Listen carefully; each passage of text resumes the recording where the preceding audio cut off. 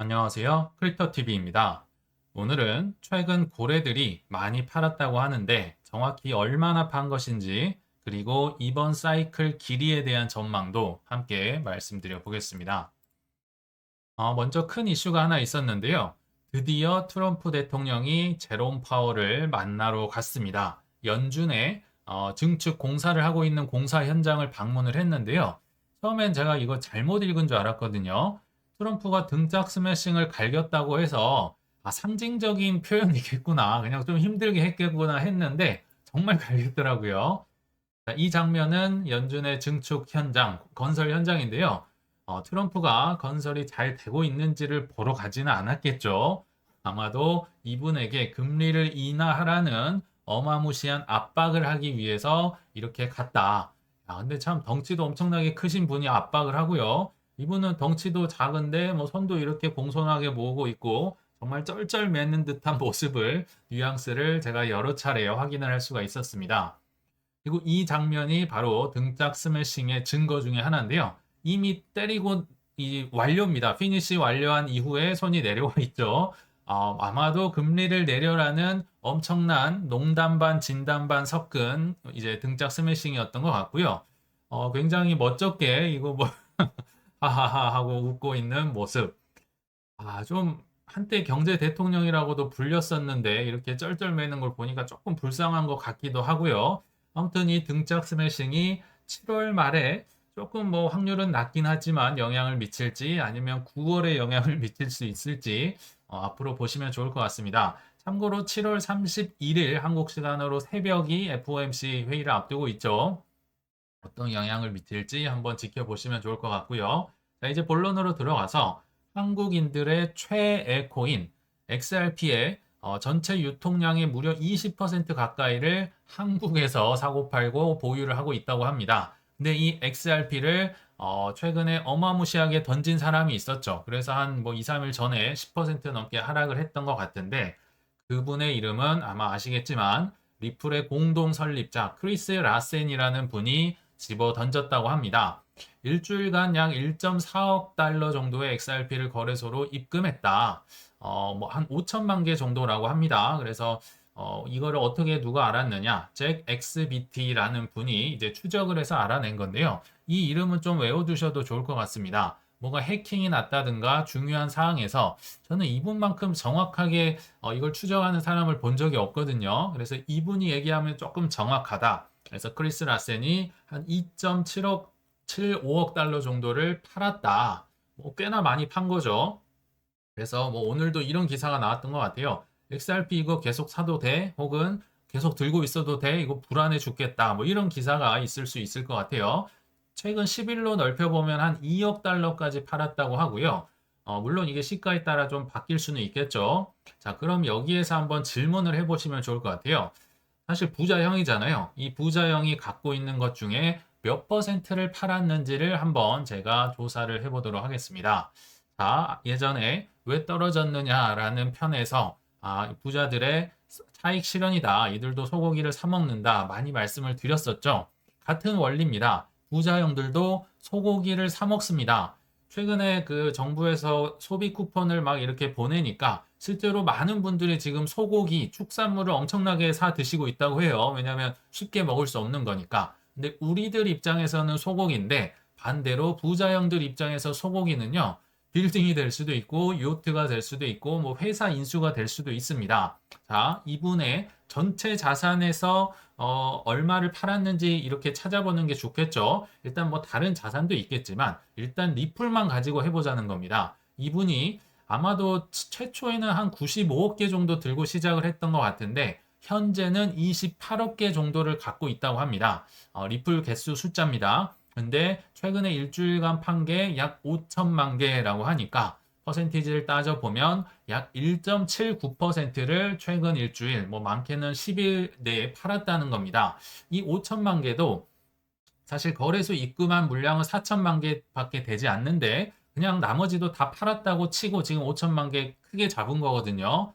근데 이게 1.79라고 하니까 잘 안 와닿으실 것 같아서 자, 우리가 만약에 예를 들어서 1억 원 정도를 코인에 투자를 했다고 가정을 해보겠습니다. 그러면 1.79%면 얼마입니까? 한 179만 원 정도 될 거 아니에요. 우리 입장에서 보면 뭔가 좀 기분을 내거나 뭐 소고기를 사 먹거나 뭐 어디 잠깐 여행을 갈 수 있는 딱 그 정도 액수를 이분이 팔았다. 물론 이것이 이제 아까 보니까 한 3천억 가까이 되던데 뭐 우리 입장으로 생각을 하면 안 되겠죠. 이분 입장에서는 1.79% 얼마든지 팔 수 있는 양이다. 그럼 과거에는 또 얼마나 팔았는지 제가 찾아봤거든요.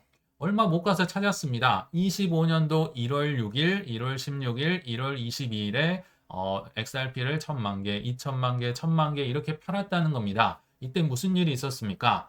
XRP가 거의 2년에서 3년을 500원, 600원, 700원, 500원, 600원, 700원 해서 다 떠나가고 있을 땐 아무도 안 사다가 요때 XRP가 한 5,000원 가까이 오니까 안 사던 분들이 수없이 사서 뭐 XRP 사도 되나요 하고 많이 물렸던 그때 이분은 1000만 개, 2000만 개, 1000만 개씩 하면서 또 조금씩 소고기를 사 먹었다. 아, 뭐 정점까지 이런 분들은 안 가도 되죠. 왜냐하면 워낙 많이 들고 있으니까 한 1%, 2% 정도 떼내면서 소고기를 사 먹고 있구나.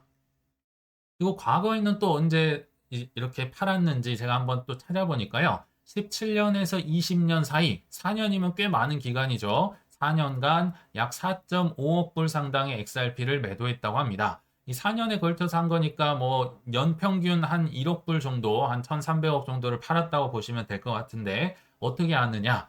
XRP가 SEC랑 소송을 붙었기 때문에 리플사가 얼마나 많이 팔았는지를 공개하는 과정에서 이런 게 다 드러났어요. 그래서 SEC 조사 과정에서 드러났다. 그러니까 이분은요, 뭐 특별한 날에 파는 게 아니라 그냥 적당히 계속 조금 오르면 팔고 오르면 팔고 이거를 하고 있다. 왜냐하면 뭐 공동 창업자기도 하고 뭐 저점에 뭐 사 모았을 수도 있고 여러 가지 뭐 메리트가 당연히 있어야겠죠. 창업자니까. 그래서 결론을 얘기 드리면 현 보유량 아까 28억 개 정도 있다고 했었죠. 그 중에서 지금까지 판 모든 물량을 다 합치면 7.7% 정도 팔았다고 합니다. 아직 93%, 92% 정도는 남아 있는 거예요. 즉 이게 굉장히 자연스러운 차익 실현의 한 과정이다라는 걸 참고로 말씀을 드리겠습니다. 막 그렇게 겁먹어야 하고 막 어렵고 힘들고 그렇게 안 가셔야 된다는 걸 말씀드리려고 지금 제가 찾은 거예요.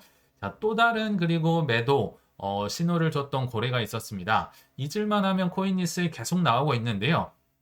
무려 14년 묵은 비트코인 8만 개를 들고 있는 고래가 뭐 또 팔았다더라. 이것도 한번 파헤쳐 보도록 하겠습니다. 결론부터 얘기 드리면 판 건 판 게 맞는 것 같아요. 한번 알아보시면 자, 최근에 또 뭐 기사가 났어요. 14년 휴면 고래가 4.7억 불 정도의 비트코인을 이체했다더라.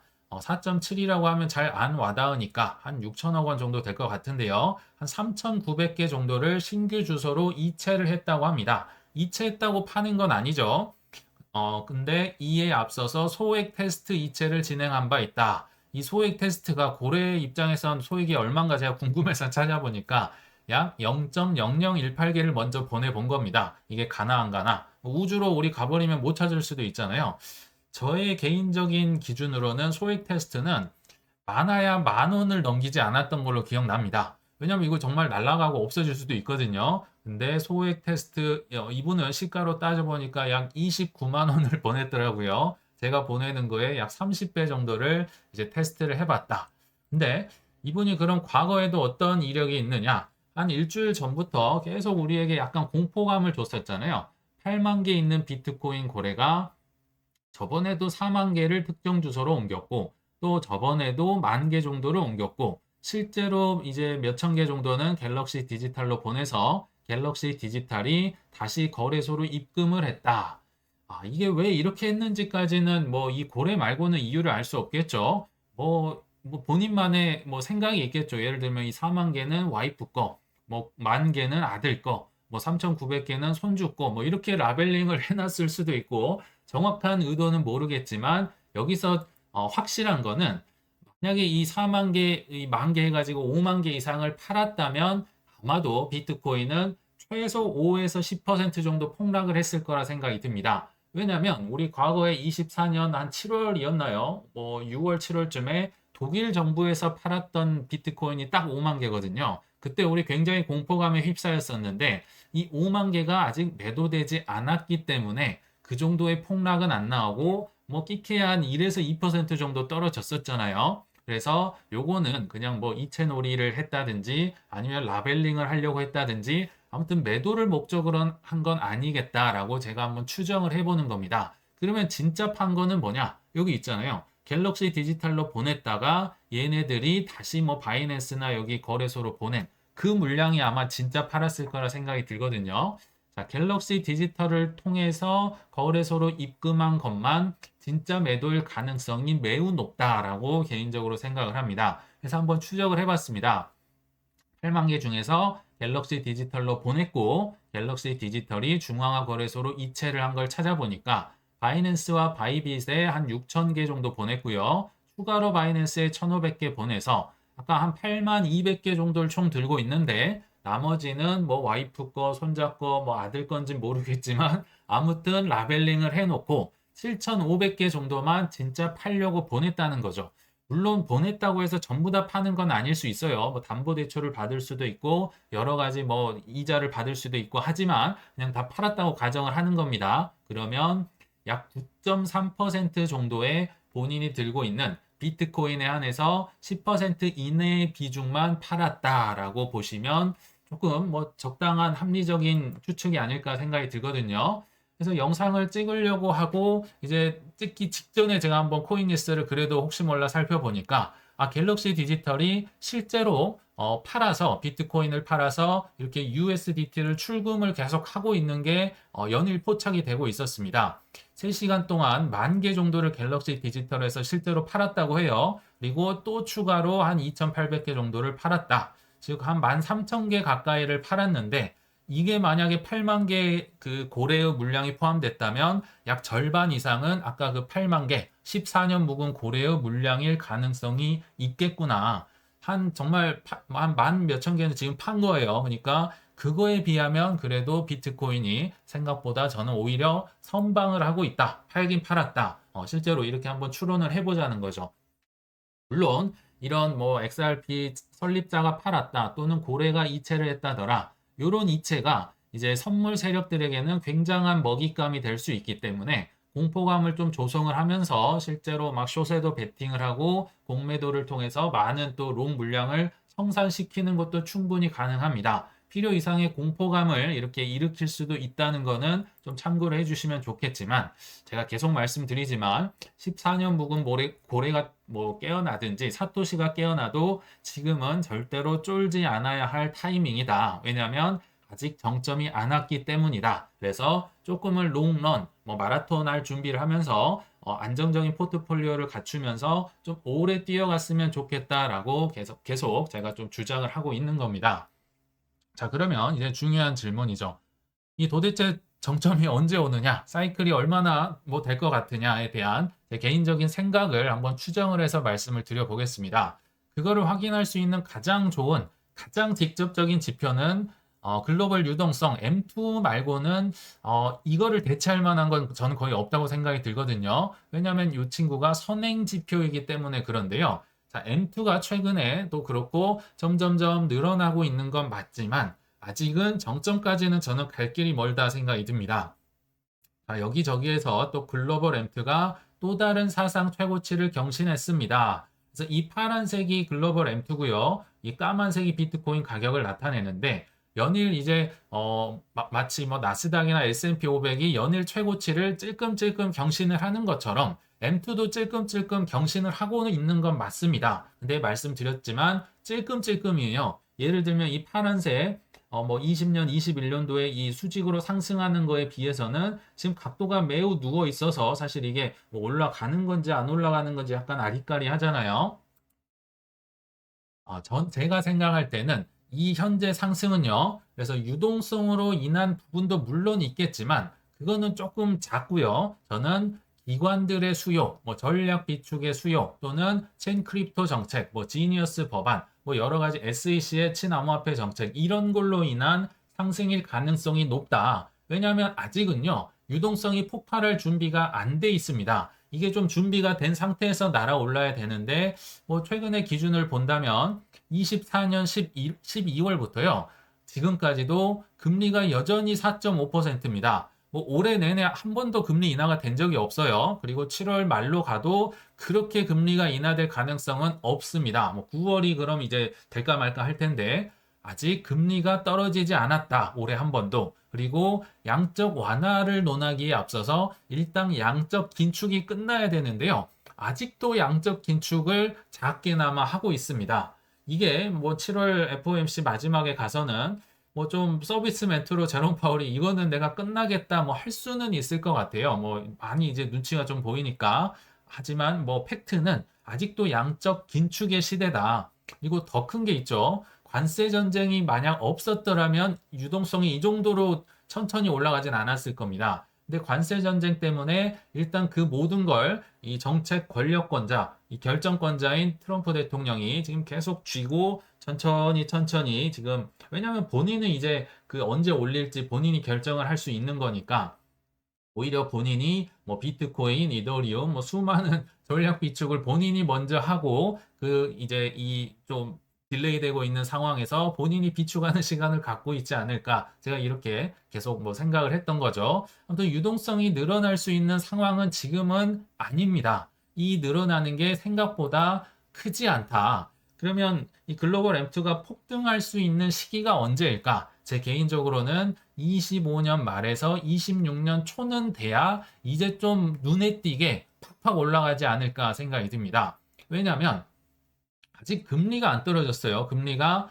빠르면 9월입니다. 그러면 올해 뭐 많아야 한 번에서 두 번 정도 하겠죠. 그리고 SLR 규제 완화도 지금 뭐 스캇 베센트에 의하면 약 8월 말에서 9월 초, 빨라야 9월 초쯤에 이제 은행 규제가 완화가 되면서 뭐 유동성이 좀 풀릴 가능성이 높고 지금 QT가 지속되고 있는 판국에 양적 완화는 아직 생각을 해볼 수가 없죠. 그래서 이거는 뭐 정말 빨라야 26년 초는 돼야 되지 않을까 이런 생각도 들거든요. 그리고 제롬 파월이 지금 뭐 열심히 저항을 하고 있지만 이분이 이제 26년도 5월자로 해서는 결국은 교체가 돼야 되기 때문에 여러 가지가 맞물려 있으면서 지금은 올라가기가 힘들지만 뒤로 갈수록 글로벌 M2가 폭발할 가능성이 높다. 근데 여기서 중요한 포인트가 있습니다. 비트코인이 이 M2에 선행을 한다면 굉장히 편합니다. 예전 사이클대로 대략 뭐 한 10월 뭐 이쪽 저쪽으로 해서 한 4분기에 정점을 찍고 끝나겠구나 하면 편한데 문제는 비트코인은요. 글로벌 M2에 후행을 한다는 겁니다. 글로벌 M2가 먼저 가면 비트코인이 나중에 따라간다는 거예요. 글로벌 M2가 팍 올라가면 비트코인이 바로 올라가는 게 아니라 최소 2달에서 3달 후에 후행을 합니다. 많게는 뭐 5개월, 7개월 간다고도 하는데 최소로 볼 때 2달에서 3달 뒤에 따라간다는 거예요. 그러면 M2가 정점을 찍고 나서 비트코인 더 뒤에 올라가겠구나. 그래서 제가 이게 정말 어렵구나. 단기전도 물론 생각을 해야겠지만 장기전도 생각을 해야겠구나. 게다가 우리 중간선거 언제 있습니까? 미국에서 26년 11월에 있잖아요. 그래서 트럼프는 이거를 참 인내심 있게 좀 끌고 가는 이유 중에 하나가 요것도 있을 거라 생각이 들거든요. 그래서 여러 정황상 장기전도 준비를 하는 게 좋겠다라고 제가 생각을 한번 해보는 겁니다. 그리고 물론 매크로도 중요하고 제가 잘 살펴보겠지만 조정은 있을지언정 그들의 행동을 살펴보는 것도 중요하거든요. 요거를 볼 때 우리 생각보다 이들은 길게 보고 있다라는 생각이 듭니다. 우리는 뭐 올해 4분기에서 끝 뭐 이렇게 지금 생각을 많이 하고 있잖아요. 근데 그들의 행동을 보면 조금 고개가 갸우뚱할 수 있다는 거죠. 자, 몇 가지 예를 들어볼 텐데요.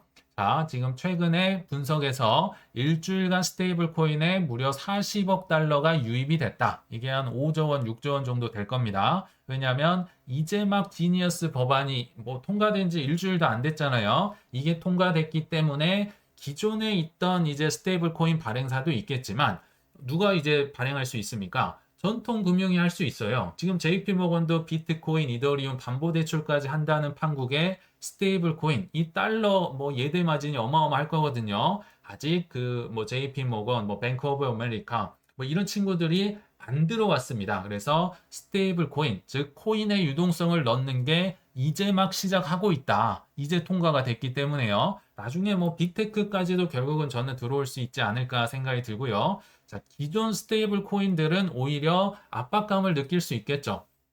대표적인 곳이 이제 테더랑 서클일 텐데, 이 코인니스에서는 두 가지 매수 알람, 뭐 발행 알람을 일으켜 주죠. 테더는 10억 달러 기준으로 하고요. USDC는 2.5억 달러 기준으로 알람이 딸랑딸랑 울리는데, 어제 새벽에 20억 달러 발행을 했다고 뭐 알람이 오더라고요. 20억 달러면 뭐 거의 한 3조 원 가까이 되겠네요.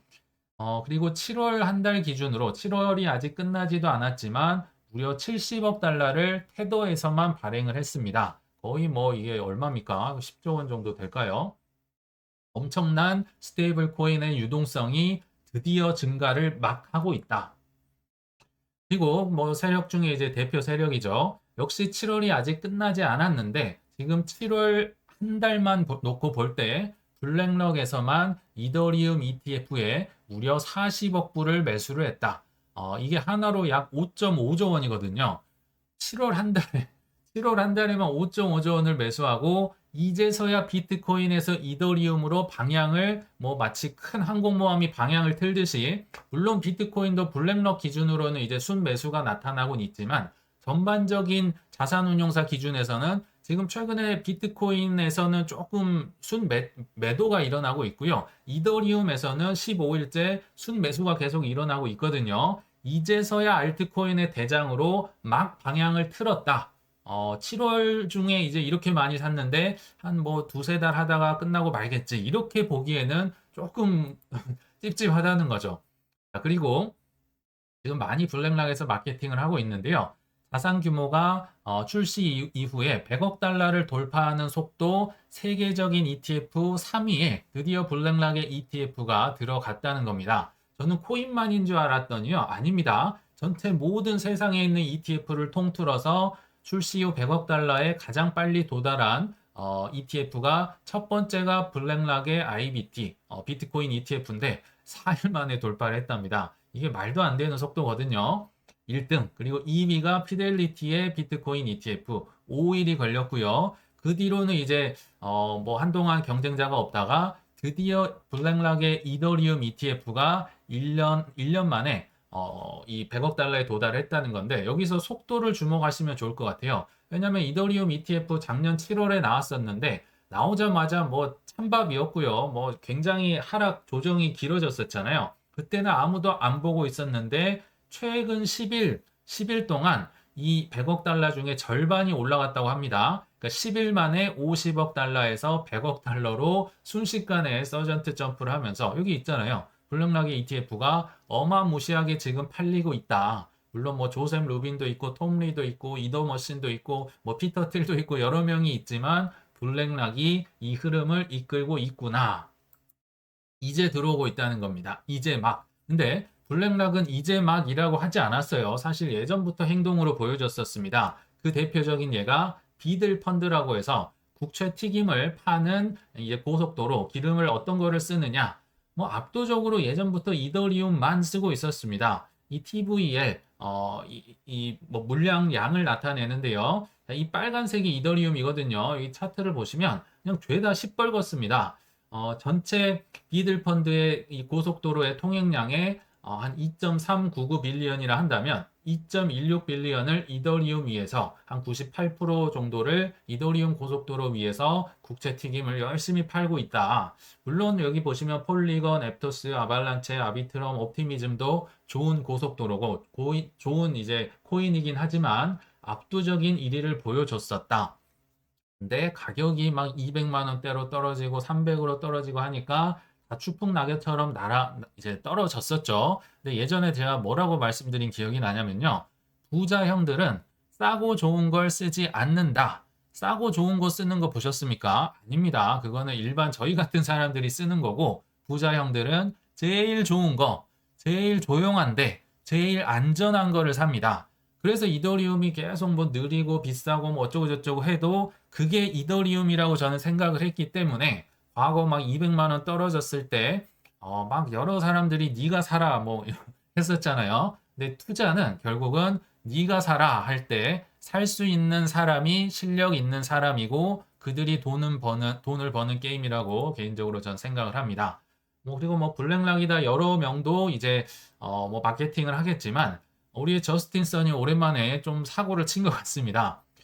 트론 창립자죠. 근데 나스닥에 개장종, 이 오프닝 종을 울렸다고 해서 큰 세레모니를 했더라고요. 여기 저스틴 선 얼굴 있죠. 그래서 왜 그랬나 찾아봤더니 지금 뭐 비트 이더만 전략 비축하는 게 아니라 뭐 트론도 있고 비텐서도 있고 하이퍼도 있고 뭐 수많은 이제 도지도 있고 여러 알트코인들을 전략 비축하는 회사가 늘어나고 있죠. 그 중에 하나 회사 이름이 세럼이라는 곳이었는데 세럼이라고 하면 아무도 모르잖아요. 그래서 그 회사 이름을 트론으로 바꿨답니다. 그러니까 리브랜딩 기념으로 해서 저스틴 선이 거의 뭐 성공한 사람 남자처럼 지금 엄청난 세레머니를 하면서 연일 마케팅을 이어가고 있다. 이게 뭐 한두 달 보고 지금 이분이 거의 지금 목숨 걸고 지금 붙어 있는 것 같거든요. 왜냐하면 사실 이분은요, 바이낸스가 23년도에 정말 고난과 고문을 겪었을 때 저는 이분도 좀 영향을 받을 줄 알았어요. 왜냐하면 그 다음 차례가 저는 이분이라 생각이 들었거든요. 근데 결국은 살아남아서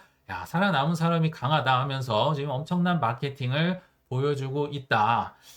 그래서 조금은 이게 좀 길어질 수도 있지 않을까. 오늘 여러 가지 좀 말씀을 드려봤어요. 그래서 결론을 맺어보면 매크로도 잘 봐야겠지만 그들의 행동도 잘 주시를 하면서 조금 마라톤 준비를 또 같이 하셔야 되지 않을까 생각이 듭니다. 물론 지금 현재 상황 파악이 생각보다 쉽지는 않습니다. 그래서 매크로 환경도 보지만 그들의 행동도 잘 주시를 하면서 단거리, 장거리 모두 대비해야 하는 지금 어려운 상황이긴 한데요. 물론 저도 틀릴 수는 있겠지만 예민하게, 민감하게 상황 파악을 할 수 있도록 더 최대한 노력해 보도록 하겠습니다. 시청 감사합니다.